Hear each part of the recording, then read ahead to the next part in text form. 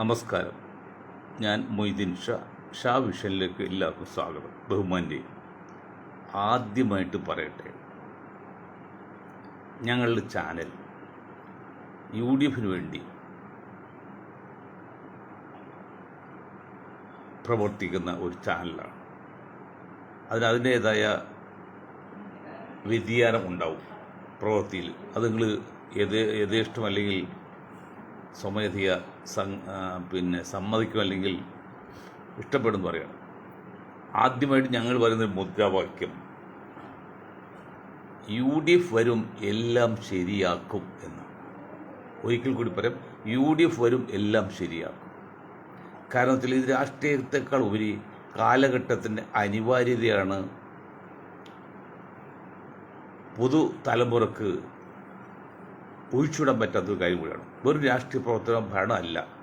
Kerala state അല്ലെങ്കിൽ സംസ്ഥാനം അതിൻ്റെ നിലനിൽപ്പിൻ്റെ പ്രശ്നം കൂടി ഉള്ളതുകൊണ്ടാണ് ഞങ്ങൾ ഈ ചാനൽ UDF വേണ്ടി ഒരു പരിധിവരെ ബാധിക്കുന്നത്. ബഹുമാനി, ഇന്ന് 2 ദിവസം കൊണ്ട് പരിപാടി നടത്താൻ പറ്റിയില്ല. അത് മറ്റു ചില കാരണങ്ങൾ കൊണ്ടാണ്. സ്ഥലത്തുണ്ടായില്ല. അതാണ് നമ്മൾ SP വെങ്കടേഷ്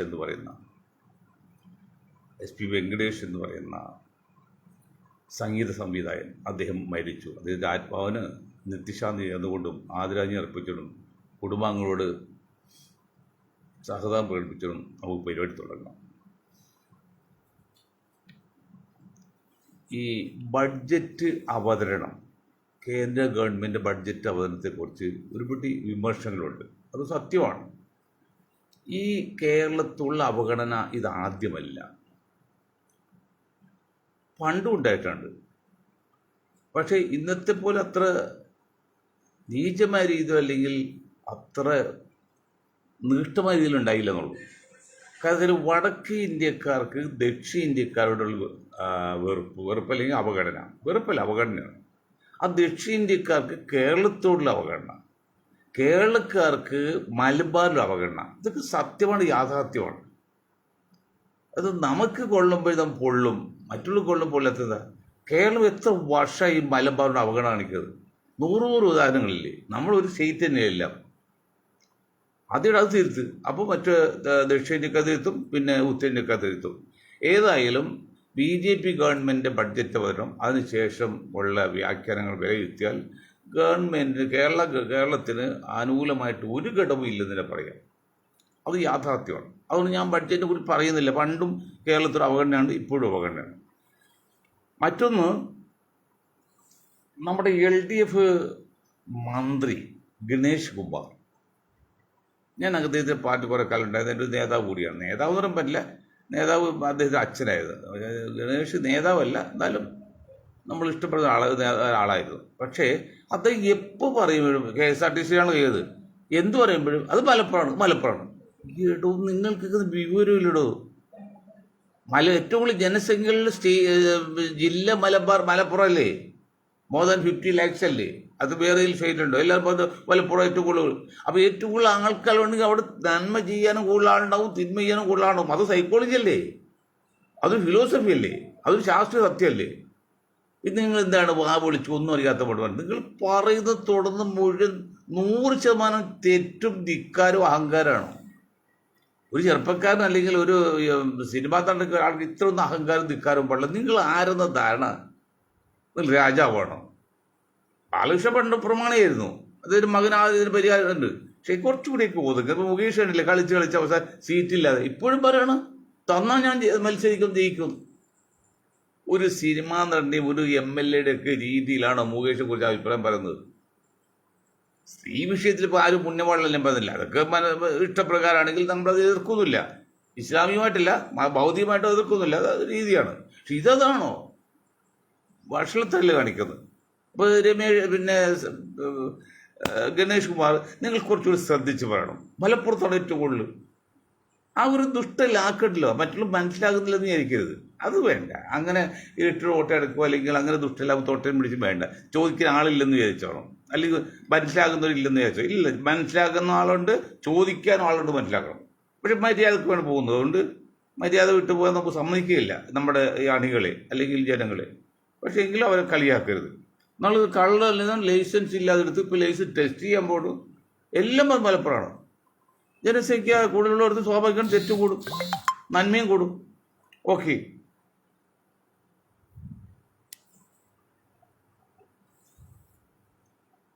നമ്മുടെ തിരഞ്ഞെടുപ്പ് ഘട്ടം ഏതാണ്ട് ആയിരിക്കും.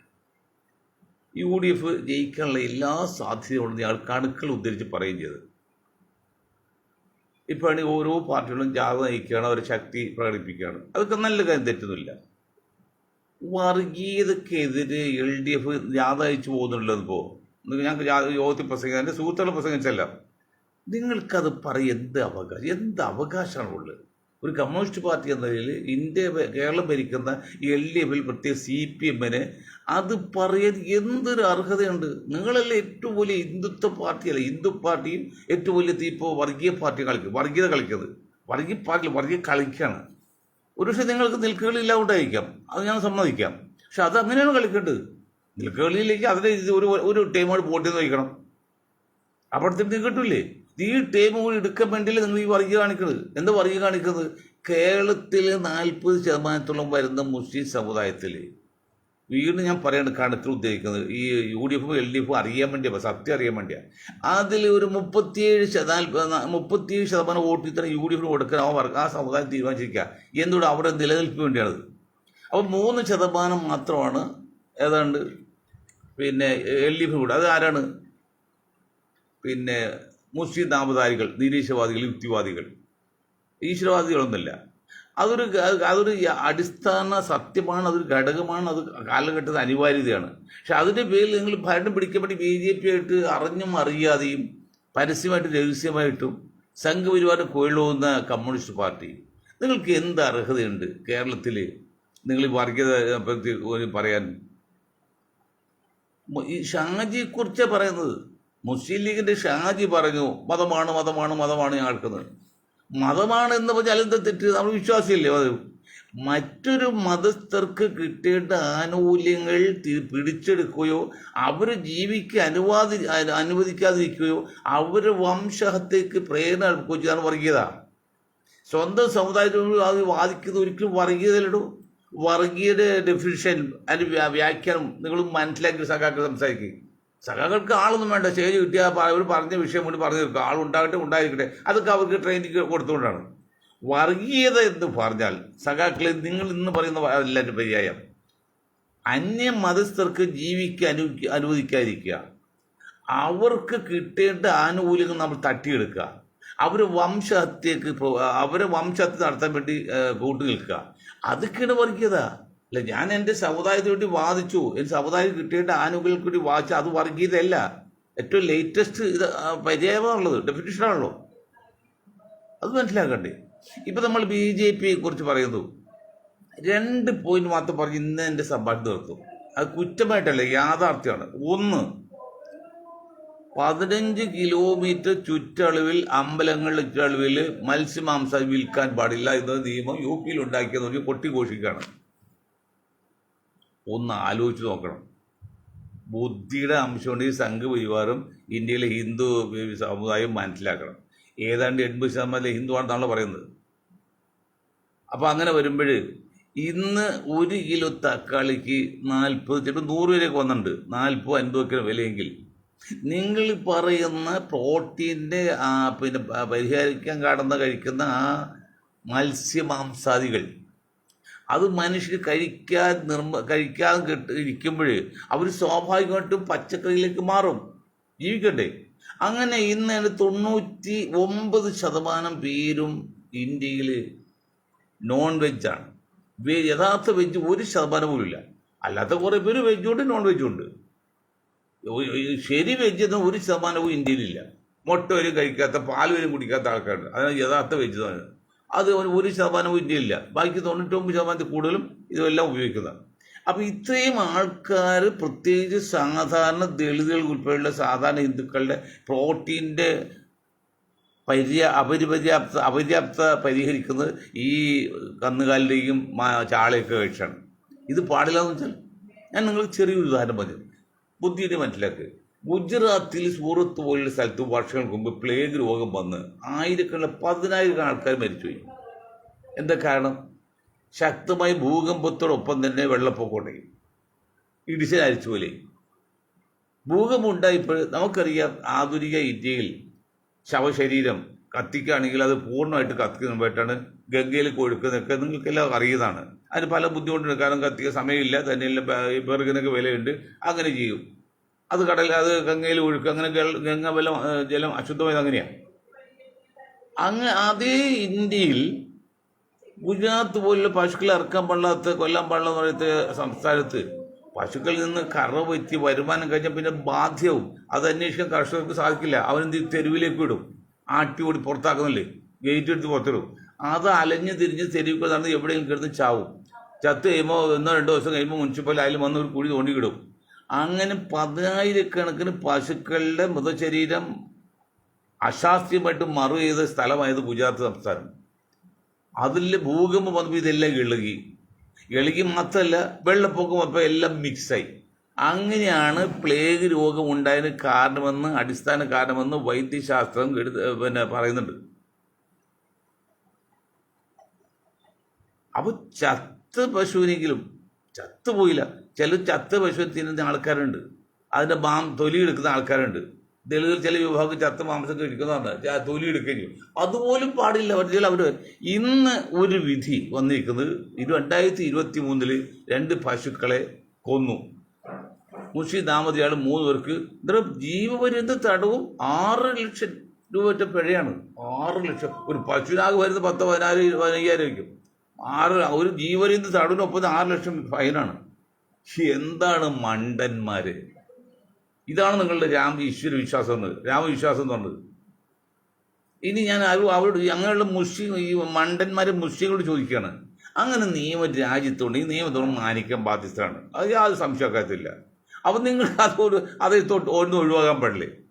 ഇപ്പോൾ അതിൽ കൊണ്ടുപോയി അറുക്കുകയൊക്കെ ചെയ്യുന്ന പറയുമ്പോൾ മണ്ടത്തല്ലേ? യഥാർത്ഥത്തിൽ പശുവിന് മാംസം പറഞ്ഞിട്ട് പരീക്ഷ നടത്തിപ്പോൾ ആടിൻ്റെ മാംസമായതുപോലെ അത് തല്ലിക്കൊന്നില്ലേ അസലാക്കനൊക്കെ, അതുപോലെ അങ്ങനെയാണ് കേസ് വന്നെങ്കിലോ നിരപരാധികളല്ലേ ശിക്ഷിക്കപ്പെടുന്നത്. എത്ര ആൾക്കാർ ലോകത്ത് തന്നെ തെറ്റ് ചെയ്യാത്തവർ ശിക്ഷിക്കപ്പെട്ട് തൂക്കി കൊന്നിട്ടുണ്ട്. തൂക്കി കൊന്ന് വർഷങ്ങൾക്ക് ശേഷമാണ് അയാൾ കുറ്റവാളിയില്ലെന്ന്. ചൈനയിൽ കേസുണ്ടായി, തൂക്കി കൊന്ന് 10-20 വർഷം കഴിയുമ്പോഴല്ലോ അയാൾ കുറ്റവാളിയില്ലെന്ന് തെളിയിച്ച്. മറ്റാൾ 10 രൂപ കൈക്കൂലി വാങ്ങിച്ചതിന്, 100 രൂപ കൈക്കൂലി വാങ്ങിച്ചതിന് 10-15 കൊല്ലമായിട്ട് ജയിലിൽ കിടന്ന് അവസാനം അയാൾ കുറ്റവാളിയല്ലെന്ന് പറഞ്ഞ് പുറത്ത് കിട്ടിയിട്ട് കാര്യമുണ്ടോ? ജീവിതം പോയി തിരിച്ചു കിട്ടുമോ? അപ്പോൾ നീതി, അതായത് വൈകി ഉദിക്കുന്ന ബുദ്ധി മണ്ടത്തിന് തുല്യമാണെന്ന് പറയുമ്പോൾ വൈകി ലഭിക്കുന്ന നീതിയുടെ തുല്യമാണ്.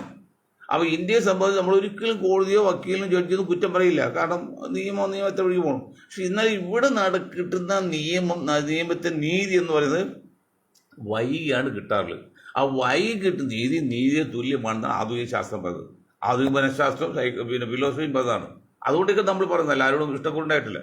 അപ്പോൾ ഒരു കാര്യം മനസ്സിലാക്കുക, ദയവ് ചെയ്ത് ഇങ്ങനെയുള്ള കാര്യത്തിലൊക്കെ രാഷ്ട്രീയമോ ജാതി മതമോ പറഞ്ഞ് 10 വോട്ട് കിട്ടാൻ വേണ്ടി നിങ്ങൾ കുഴപ്പമുണ്ടാക്കിയാൽ നമ്മുടെ രാജ്യമാണ് നശിക്കുന്നത്.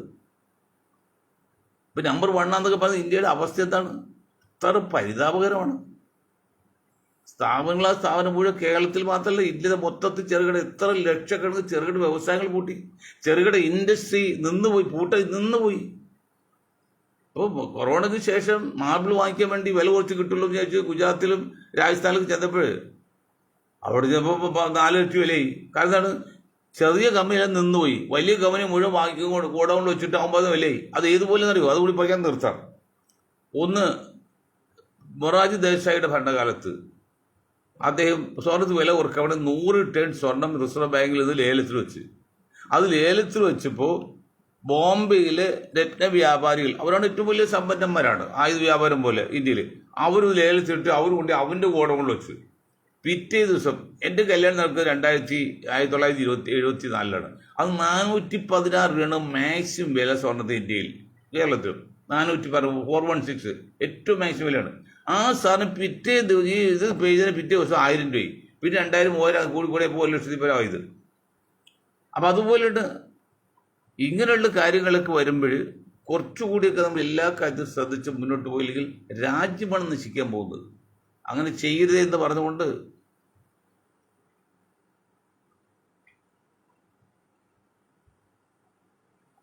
പറഞ്ഞുകൊണ്ട് ഞാൻ എൻ്റെ വാക്കുകൾ നിർത്താൻ നിൽക്കുവരായി നന്ദി ചെയ്യുന്നു.